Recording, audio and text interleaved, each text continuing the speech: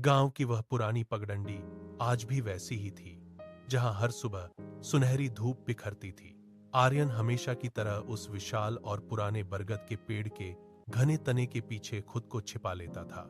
उसकी निगाहें बस उस दूर वाली सड़क के मोड़ पर टिकी रहती थीं, जहां से मीरा के आने की आहट सुनाई देती थी। जैसे ही मीरा अपनी साइकिल की घंटी बजाते हुए उस मोड़ से गुजरती, आर्यन की धड़कनें किसी नगाड़े की तरह बजने लगती थीं। वह घबराकर अपना सिर झुका लेता और अपने फटे हुए जूतों के फीते दोबारा बांधने का नाटक करने लगता, ताकि मीरा की नजर उस पर न पड़े। उसके जूतों की फटी हुई चमड़ी उसकी गरीबी की गवाह थी, जो उसे हमेशा पीछे खींच लेती थी। वह चुपचाप बस उसकी साइकिल के पहियों की आवाज सुनता रहता था। मीरा शहर के एक बड़े और आलीशान घर से आती थी और पास के पुराने पुस्तकालय की ओर बढ़ जाती थी। आर्यन की जेब में पड़े कुछ सिक्के जब आपस में टकराते, तो उसे अपने खालीपन का एहसास और भी गहरा होने लगता था। उसने न जाने कितनी बार मन ही मन सोचा था कि वह आज मीरा को एक सुंदर जंगली फूल भेंट करेगा।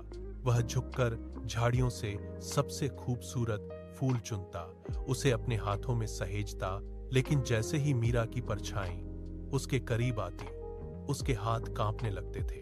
समाज की दीवार और अपनी हैसियत का डर उसे जकड़ लेता। वह हार मानकर उस फूल को वहीं गीली मिट्टी में दबा देता और चुपके से पीछे हट जाता।